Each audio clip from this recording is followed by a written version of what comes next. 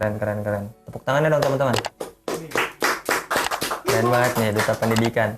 Kalau boleh tahu abis ini pasti dia ngelocoin kok, tenang aja. Enggak. Oh enggak. Seharusnya nih, Duta Pendidikan itu apa sih fungsi dan tujuannya? Jadi ikon dan pelopor. Kan Rumah Muda punya banyak bidang. Ada muda usaha, kita nyediain modal dan itu tanpa bunga.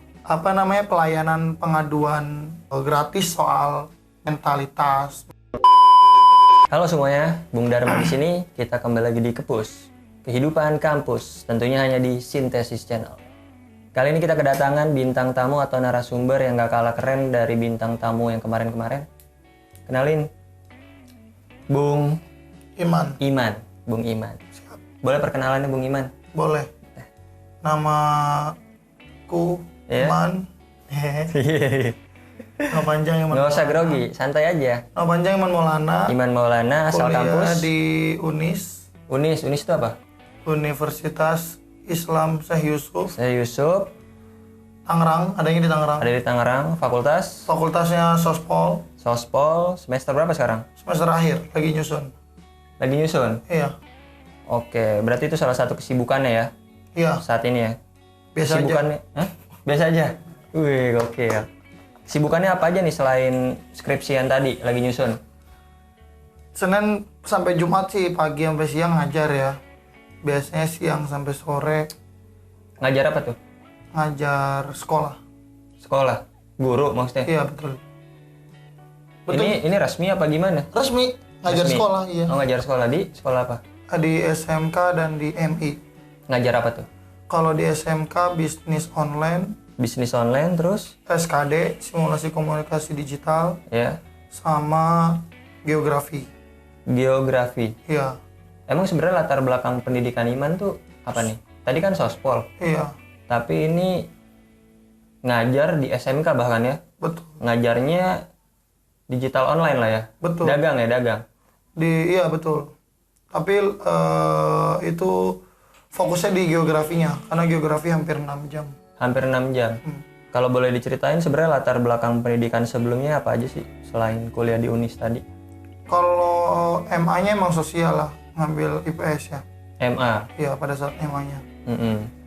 Ambil IPS dan lanjut lulus itu memang aktif di lingkungan sosial dari sekolah sampai akhirnya memahami ilmu geografi. Oke. Terus apa yang membuat lo sendiri akhirnya memilih UNIS nih untuk menjadi kampus?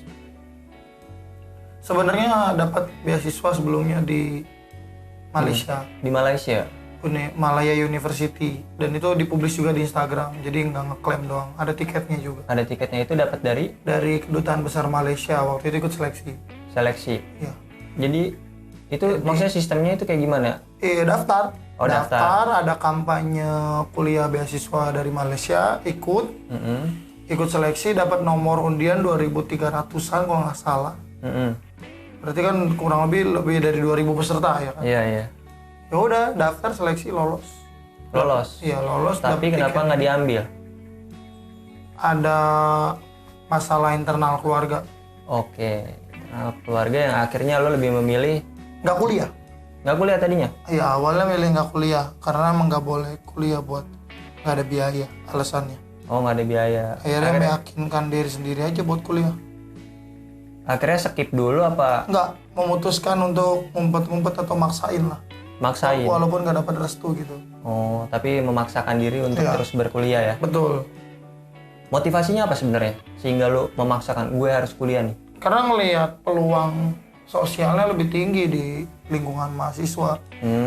Karena banyak kehidupan di sana. Pengen aja gitu ngadepin dinamika, ngadepin sosialisasi sama orang-orang baru. Iya. Dan ngelihat banyak orang yang punya latar belakang yang berbeda. Sehingga ada banyak pembelajaran yang bisa ditemuin. Akhirnya punya keputusan sendiri untuk menentukan hidup. Dapat? Dapat. Sesuai ekspektasi? Sesuai ekspektasi. Memang waktu awal punya mimpi buat bangun jadi politikus gitu.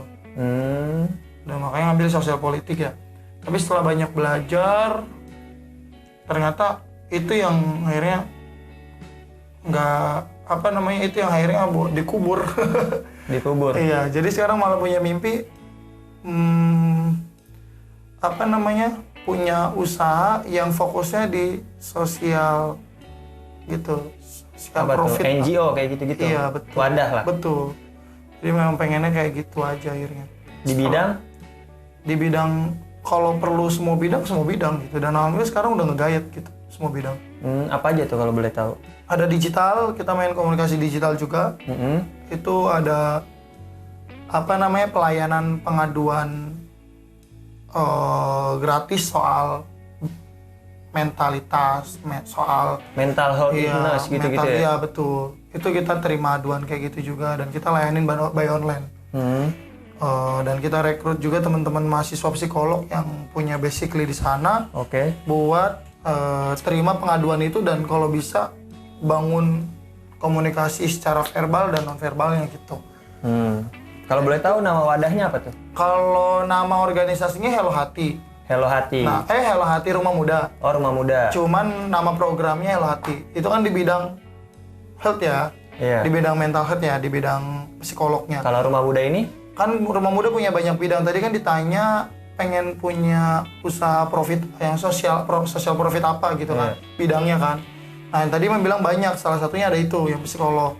Fokus di bidang pengaduan orang-orang yang punya keresahan psikologis gitu. Dan setelah dari situ kita juga punya bidang kritis. Jadi kita sambungin keresahan psikologis ini perlu didampingi secara sosiologisnya atau enggak gitu. Gue ngerokok ya? Iya, nggak apa-apa, santai. Perlu didamping, gue juga ngerokok kok. Sambil didampingin secara psikologisnya atau enggak. Gitu, yang dimaksud kayak sosiologisnya. Yang dimaksud adalah perlu nggak sih dibangun dia buat kerjasama sama pihak lain biar dia tuh lebih hidup, atau dibangun usaha atau dibangun produktivitas gitu. Itu kan salah satu tindakan ya, tindakan lebih lanjut mengenai solusi dari keresahan hati. Oke, I see. Nah, itu ada disebut bidang muda kritis di kita. Muda kritis. Iya. Itu satu grup juga dengan Rumah Muda tadi. Iya, betul. Kemudian ada juga kalau wadahnya lagi apalagi ya, ada muda usaha. Nah, muda itu usaha. memang kita kan punya uang kas nih. Ada orang-orang yang punya latar belakang atau punya masalah yang berat yang akhirnya dia nggak bisa bangun ekonomi dan lain sebagainya. Kita nyediain modal dan itu tanpa bunga. Dengan catatan yang diangkat adalah nama kita gitu. Tapi produk dia ngembangin kita muda kasih usaha bunga. tadi. Iya. Oke. Kita kasih pinjem modal, dia wajib balikin tanpa bunga. Yang penting usaha dia lancar gitu. Oke.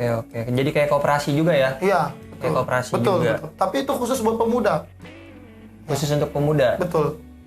Kalau misalkan boleh tahu, misalkan gua nih, gua mau usaha nggak ada modal, gua harus masuk dulu ke Rumah Muda. Betul. Daftar harus dulu. masuk. Betul. Jadi anggotanya. Betul. Oh. Dan itu nggak ada biaya apapun sama sekali. Kita nggak memungut biaya apapun. Nggak ada embel-embel biaya ini, biaya itu, nggak ada. Nggak ada. Benar-benar non profit gitu, sosial profitnya nggak ke pemuda gitu, tapi ke orang-orang yang punya rezeki lebih gitu. Kita tarik buat jadi donaturnya gitu. Oh, berarti ada donatur. Yang gabung itu wajib berkontribusi nggak? Nah, kalau yang gabung wajib kontribusi, betul. Kontribusi minimalnya ya lu doa gitu buat kita, doa atau itu doang ya. Doa doang, kalau enggak ya follow. Volunteer. Enggak perlu, follow, doa, terus habis itu bantu share aja hal-hal baik dari kita. Oke. Kita kan punya banyak hal baik nih, kayak Jumat Ingat, wajib share gitu, bantu buat dakwahin, atau program-program sosial kita yang benar-benar gratis buat masyarakat dipromosiin, itu aja. Ini dibantu nggak sama pihak pemerintah? Enggak ada. Instansi lain gitu? Kalau bicara independensi kita independen lah. Independen. Betul. Kalau kita independen. Cuman kalau bicara bantuan kita memang suka mengajukan. Oh, mengajukan. Ya, dalam hal ini memang kewajiban dia untuk menyelesaikan masalah-masalah di lingkungan masyarakat. Ya. Ikut berkontribusi lah ya, Betul. mengambil andil juga. Betul. Oke. Di sini lu sebagai apa maksudnya? Founder. Founder. Yes. Di Rumah Muda ini, termasuk yang lain tadi.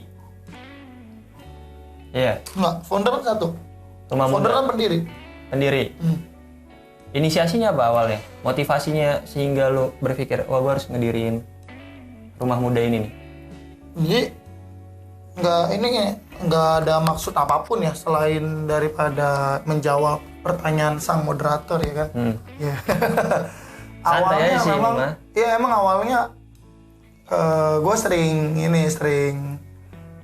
ya bantu-bantu orang-orang yang punya masalah lah di lingkungan birokrat, baik itu di birokrat kampus, birokrat negara.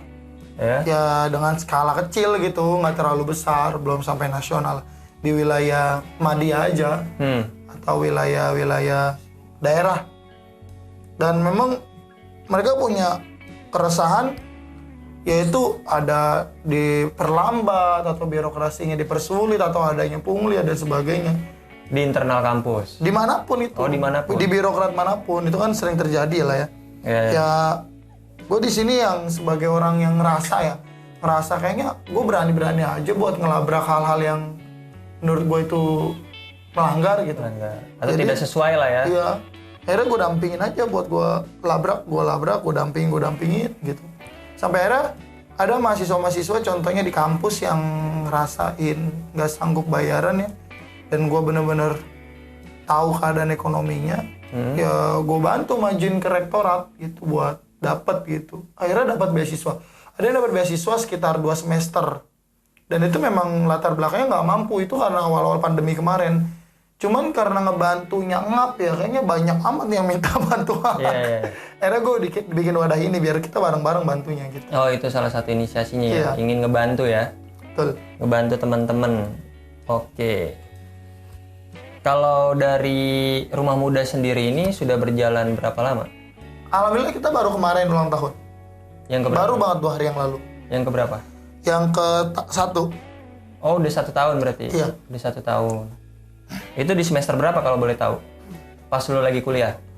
Semester bulan Juli tahun 2021 itu semester 7 kayaknya. Tapi ini Semester 6. Tapi rumah muda ini bukan mahasiswa doang ya?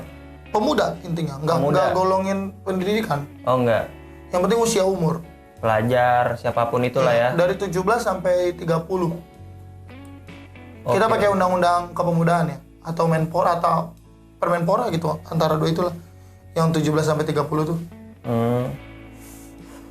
Soal status pemuda. Oh iya. Bung Iman ini duta pendidikan juga nih, teman-teman. Tahun 2019 ya? Iya. Boleh diceritain nggak tuh pengalaman lo sebagai duta pendidikan?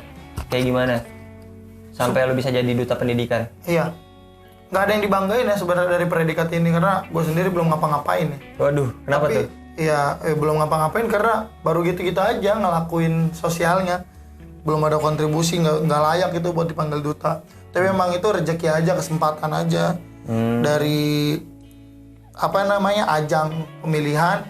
Memang waktu itu gue kayaknya perlu gue udah bergerak nih, nggak punya status, kayaknya tetap aja orang nggak bisa mandang gitu, sehingga akhirnya agak kesulitan buat maju gitu kan.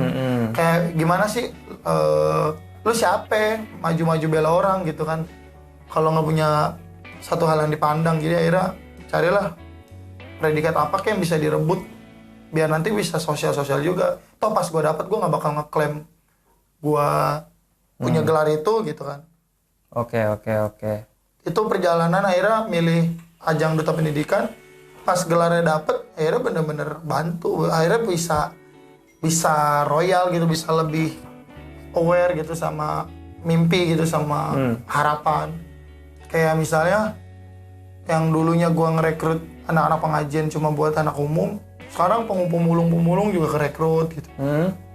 Dan itu jadi daya tarik, bahkan kemarin diajangkan di Tangerang Awards ya. Alhamdulillah masuk finalis di Tangerang Awards buat sebagai pemuda pelopor. Lo? Iya. Mantap. Keren. Tepuk tangannya dong teman-teman. Keren banget nih duta pendidikan. Kalau boleh tahu abis ini pasti dia ngelocoin kok, tenang aja. Enggak. Oh, enggak. Kalau boleh tahu syarat-syarat lo waktu itu ya. Waktu lo nih menjadi seorang duta pendidikan apa aja sih? Mungkin teman-teman ada yang tertarik juga ingin menjadi seorang duta ya kan? Punya kontribusi sama negara soal pendidikan sih, sekecil apapun. Dan itu jadi bahan presentasi. Itu jadi bahan presentasi. Ya, terus kemampuan. Harus mahasiswa nggak? Enggak juga. Oh, Main usia juga. Mainnya di usia. Main di tapi usia. nilai berpengaruh nggak? Nilai bagus, Waktu itu pemberkasan nggak ada nilai, alhamdulillah. nggak ada nilai. Oke. Berarti emang belum ada program sama sekali yang waktu itu lu jalanin sebagai duta pendidikan? Udah, Udah. Gitu. cuman kayaknya nggak mampu luas karena keterbatasan pandangan publik itu, soal nggak jadi apa-apa. Tapi kalau menurut lu sendiri, seharusnya nih, duta pendidikan itu apa sih fungsi dan tujuannya? Jadi ikon dan pelopor. Hari ini jangan sampai orang pakai selempang cuma buat jadi eksistensi aja gitu. Ya, tapi kontribusinya nggak ada gitu. Iya. Kayak formalitas aja gitu nggak sih, bikin acara gede-gedean ngabisin anggaran banyak, pas kepake dapat selempang ya Jadi selebgram. Iya, banyak tuh. Terus habis itu fokusnya cuma di ini doang, di acara-acara besar gitu, seminar baru mau datang. Kalau acara bikin acara sendiri ogah gitu kan, itu gimana? Iya, oke. Kalau di internal kampus nih, kita balik lagi ke KEPUS, kehidupan kampus. Lo sendiri aktif nggak di organisasi kemahasiswaan Ormawa? Di semester 3 alhamdulillah diangkat jadi BEM Unis, pengurus. Oh, pengurus di BEM Unis. Betul. Waktu itu kenapa lo ingin menjadi seorang organisatoris? Buat gua organisasi kan berasal dari organ ya. Iya. Berasal dari kata organ. Dan organ itu kan terdiri dari beberapa bagian, jadi memang harus gotong royong aja sih. Oke, emang lo orangnya sukanya bersosial lah ya? Iya, gua akuin aja gua punya keterbatasan banyak gitu. Gua banyak keterbatasan ya, gua manusia. Jadi gua gotong royong aja. Jangan sampai gua ngejalanin sendiri aja buat seolah-olah biar nama keangkat gitu. Itu yang penting kan sebenarnya kita gandengan tangannya sama siapa. Dan setelah itu siapa aja yang bisa ngakuin bahwa ini perjuangan bersama. Oke. Nggak lucu berjuang bersama-sama ngakuin sendiri. Siap. Itu kenapa akhirnya milih jadi organisator. Oke, mantap. Terus apa aja nih yang lo dapetin saat lo udah menjadi duta pendidikan, terus lo masuk ke BEM Unis? Buat diri lo sendiri apa aja yang udah lo dapetin? Yang pasti peluang lebih besar. Peluang untuk bisa bantu lebih besar. Banyak hal yang udah bisa dibuat gara-gara ada gelar itu. Artinya memang kita harus mengakui bahwa teori kekuasaan kan, teori kekuasaan mempengaruhi mempengaruhi satu tindakan dan keputusan seseorang. Oke, kredibilitas lah ya. Ya, betul. Dan mampu mempengaruhi lingkungan. Iya, sepakat. Dan itu ada dalam teori kepemimpinan. Jadi ya gue belajar itu dan gue pahamin, sekaligus gue pahami dua aspek dalam organisasi itu kan. Yang pertama aspek kepemimpinannya, yang kedua aspek moralitasnya. Oke, kalau tadi kita cerita kan lu ada kegiatan juga nih selain lu kuliah ya kan, terus mengurus rumah muda, apalagi kegiatan lu di luar itu? Gue ikut WO, Wedding Organizer. Wedding? Organizer. Oh, Itu di antara wedding, itu buat penghasilannya, itu fokus kerja kalau itu, bukan sosial. fokus kerja lah ya. Iya. Emang cari cuan lah ya. Yes. Cari cuan. Terus apalagi ya, di Tangerang Kreatif juga alhamdulillah jadi HRD di sana. Tangerang Kreatif. Yes. Itu apa itu? Tangerang Itu Kreatif itu apa? wadah yang bantuin UMKM gitu. Karena kan di tim kita banyak yang punya kemampuan fotografer, videografer, Oke. editing, desain grafis, dan macam-macam marketplace mereka bisa nguasain. Nah, mereka ini yang udah kerja di luar ngabdinya di situ di Tangerang Kreatif. Itu instansi yang dibuat oleh pemerintah kota? Enggak, itu dibuat oleh individu aja, seseorang ada. Oh, tapi pakai nama Tangerang aja gitu. Nama ya? Tangerang Kreatif. Karena mayoritas anggotanya Orang-orang orang Tangerang. Betul. Oke, siap. Pengalamannya nih, gimana sih cara mengatur waktu antara kuliah, kerja, terus mengurus organisasi juga, rumah muda tadi? Gimana? kiat-kiat dari lu cara mengatur waktunya? Ini pertanyaan yang klasik yang sering Benar. ditanyain banget ya kan ya di Iya. podcast, di talk show. Iya, ya kan? tapi kan pasti banyak orang-orang, Nah. wah gila banget nih dia bisa kerja, bisa kuliah. Jawabannya sebetulnya nggak bakal jawaban gue nggak akan bisa dipakai oleh setiap orang sebenarnya, menurut gue ya. Kenapa? Karena setiap orang punya punya kemampuan yang beda-beda. Itu pertama. Yang kedua, hanya diri seseorang yang mampu memahami tentang dirinya gitu. Kapasitas, Iya. ya. Jadi kalau soal waktu, hari ini gue ngebagi waktu berdasarkan kemampuan gue gitu. Oke. Begitupun lu kalau nanya triknya, ini teman-teman nih kalau nanya triknya bagi waktu ya berdasarkan kemampuan lu gitu. Jadi kayak kalau lagi bisa ya ayo gitu ya. Kalau enggak ya enggak gitu. Lebih ke lu yang punya planning, lu yang punya rencana. Iya. Jadi lu yang bisa mutusin gitu. Oke. Nggak ada triknya sebetulnya. Nggak ada triknya. Lebih ke bagaimana critical thinking lu aja, bagaimana lu mengkritisi langkah-langkah yang lu lakukan ke depan. Misalnya hari ini gue punya planning apa, besok gue punya planning apa. Kemudian planning besok ini ternyata bertabrakan dengan planning yang dengan planning terbaru dan tawaran itu lebih besar gitu. Benar. Nah ini kan critical thinking, lu harus diajarkan berpikir kritis terhadap keputusan lu sendiri. Ya. Nah, Mana yang lebih prioritas? Nah, itu kembali ke individu lu, apa mental lu kemana, tujuan lu kemana, di situ menentukan putusan. Siap. Kalau dari pengalaman lucu nih, pengalaman lucu kayak motivasi, sulit-sulitnya, sakit-sakitnya menjalankan rumah muda sendiri, ada nggak? Ada, Pasti dong. pasti. Semua punya pengalaman itu. Pasti. Apalagi lu foundernya kan, Iya, hoki-hokinya ya kan. iya. Betul. Ada apa aja? Kalau dari pengalaman lucunya deh, coba ceritain ada nggak? Pengalaman lucunya nggak ada yang lucu kayaknya, itu tragis semua sih. Tragis semua. Nah, kayaknya nggak ada sih yang lucu Nggak ada. ya. Cuman lucu ada. Kita pernah bikin talk show. Iya. Ini surat dan proposal udah kita kasih. Kita mau ngundang Kapolri waktu itu. Kapolri Iya. di acara. Di acara talk show. Isinya mengungkap fakta radikalisme. Nggak tahu dibaca apa enggak tuh proposal. Padahal kita mau kritisin mereka. Nah. Datanglah mereka. Dikira kita mau sosialisasi radikalisme. Padahal mau kita hajar juga. Akhirnya kita hajar. Yang datang pejabatnya langsung. Waktu itu AKBP Raidra ya waktu itu ya. Oh. Beliau Kasubdir Kemenak. Ya kan kalau nggak salah. Iya. Di bawah Pak Kombes Pol Tubagus. Pak Tubagus ya bener ya. Iya. Nah itu datang. Dan ketika kita tanya, dia nggak mengungkapkan secara bahan-bahan presentasi yang akurat melalui data gitu. Sip. Karena berpikir bahwa kita akan sosialisasi. Padahal bukan itu, kita mau bongkar data. Itu lucu sih. Bahkan dia ikut nyumbang lagi. Lucunya. Nyumbang? Ayo. Tapi Nyumbang setelah buat acara. selesai acara, responnya kayak gimana dari mereka? Ya salaman aja, pagi-pagi Aman-aman aja. piagam, pamit. Oke. Cuman di YouTube itu ada yang di-cut sih, dan itu bukan kita yang nge-cut, itu pihak luar lah. Siap. Pandangan soal radikalisme itu emang gimana menurut gitu? Siapa? Buat Bung buat Iman. gua, buat Iman. Ya, menurut lo. Buat gue sih, hari itu kita bicara fakta kemarin aja soal undangan talk show itu ya. Hari itu sebetulnya gue ingin mempertanyakan, karena gue ngundang ustadz-ustadz juga. Salah satunya ada dari NU, ada juga dari ustadz yang punya paham soal bahwa radikalisme ini menyerang Islam, itu gue undang juga.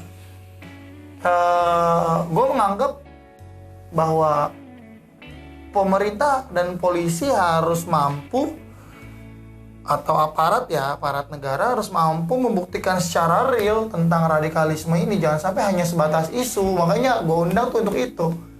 Kenapa press release, konferensinya itu lagi-lagi soal kenalah agama ini. Tapi tidak mampu membeberkan bukti transparan soal bagaimana fakta lapangan pra kejadian dan paskanya gitu. Oke.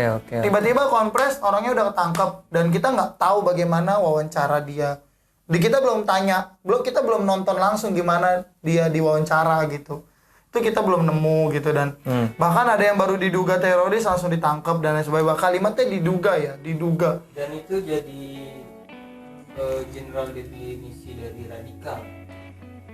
Jadi stigma ya maksudnya. Padahal kan antara radikal, ekstremis dengan teroris itu sebetulnya Berbeda. sebetulnya. Cuma memang dasarnya itu betul dari radikal. Cuman kalau radikal itu dari radik ya, Mengakar. Kalau kita berpikir mengakar untuk suatu hal yang positif, ya sudah bagus. Cuma kalau dibuat hal-hal yang tidak bagus ya timbul ekstremis, teroris. Itu kalau kita beda dari suku katanya. Benar. Ya, kalau gue sepakat bahwa kita mempelajari agama memang harus radikal. Indonesia merdeka juga Karena radikalnya mereka untuk berjuang ya, Benar. mencintai tanah airnya dengan dalam mengakar ya, itu radikal. Jadi buat gue belajar agama pun harus radikal, harus mengakar. Lu belajar agama, ketika lu baca Quran, nggak cuma Al-Quran lu baca gitu, tapi lu harus mempelajari asbabun nuzulnya, lu harus mempelajari maknanya, lu harus mempelajari tafsirnya, bahkan lu harus bisa mengamaliakan apa yang lu baca. Nah itu kan radikal di situ sebenarnya. Ya, benar, Itu disebut radikal, mengakar, mempelajari agama yang mengakar. Cuma hari ini ada dua sisi ya. Satu sisi orang yang memanfaatkan kepositifan radikal ini menjadi ke arah yang negatif hingga menjadi timbul ekstremisme dan terorisme. Itu yang pertama. Tapi lebih menyelimuti, yang lebih parah adalah yang kedua, yang menyelimutin soal tadi yang pertama itu, yaitu adalah kelompok-kelompok yang mentamengkan isu radikalisme untuk politik tertentu, seolah-olah bertentangan adalah radikalisme yang ini akhirnya mengidentitaskan suatu golongan. Betul. Biasanya entitas golongan tersebut itu adalah radikal. Sampai mungkin di dunia internasional di beberapa negara untuk entitas dan golongan tersebut merajut kepada agama Islam. Dan timbul bullying dan lain sebagainya di Ya. beberapa negara yang pernah dilihat ya. Ya, stigmanya jadi buruk ya. Betul. Iya. Hari ini gua rasa isu radikal buat gue ya, ini ada pendapat gue, isu radikal adalah isu gorengan politik yang terus dibangun dengan pola kuno gitu. Radikal kan adalah pola pikir seseorang, apa yang bisa dikritisi dari pola pikir Ini seseorang. berdasarkan pandangan sospol lah ya. Betul. Iya. Hari ini Laporan kita, sospol. gue mau nanya nih sama lu punya cara pandang kayak gini, boleh nggak gue nangkep lu dengan cara pandang lu? Boleh-boleh aja sih. Hari ini yang perlu hari ini kan yang bicara hukum adalah tindakan. Ya. Semua yang dianggap bertentangan itu setelah melakukan tindakan. Itu yang jadi persoalan. Bertindak belum, baru dianggap cara pandang sudah dipersoalkan. Kan Iya, gitu. iya. Mungkin niatnya tadinya preventif ya, Betul. pencegahan. Betul. Tapi kelewatan juga. Oke nih, masuk nih perihal pendidikan. Karena kan lo seorang duta pendidikan juga nih, Boleh. ya kan? Tanggapannya perihal Kampus Merdeka. Tahu dong Kampus Merdeka kan? Tahu. Ya. Apa tanggapan lo? Gue sempat baca ya soal Permendikbud tentang kampus merdeka itu ya. Dan memang di dalamnya salah satunya mengatur sistem pendidikan di lingkungan mahasiswa. Yang poinnya ada kalau nggak salah tuh gini, bahwa perusahaan kampus harus mengadakan program magang yang bekerja sama dengan perusahaan. Sehingga, dan itu digantikan dengan SKS ya. Itu digantikan dengan SKS atau kurikulum pembelajaran. Iya. Sehingga mahasiswa itu kalau sudah lulus, kampus atau perusahaan itu bebas merekrut mereka dari Outsourcing. ya? iya betul. Yang ini yang nggak masuk akalnya di sini. Pola-pola pola-pola magangnya jadi wajib gitu. Ketika jadi wajib, jadi mutlak, maka perusahaan ini mempekerjakan mahasiswa dengan kapitalistik gitu loh. Gue ngebangunnya ke situ mikirnya. Ya karena lu nggak digaji atau digaji dengan angka yang nggak sama dengan UMR ya kan, dengan status magang itu, tapi kerjaan lu beban kerjanya Benar, gila. benar. Itu satu. Yang kedua adalah pendidikan karakternya bisa gagal kalau ini dikembangin. Hmm. Seolah-olah lulusnya Mentalnya seorang, ya. iya, seolah-olah lulusnya sarjana adalah karyawan. Nah, artinya kan karakter pendidikan yang sejatinya pendidikan nggak timbul di sini. Bener, malah di framing ke arah sana ya. Betul. Menjadi outsourcing. Kita kalau bicara undang-undang dasar tentang pendidikan itu, Iya. bahwa pendidikan itu kan mencetak akhlak itu loh, mencetak akhlak atau karakter seseorang. Itu poin intinya kan sebenarnya. Hari ini mental atau karakter atau akhlaknya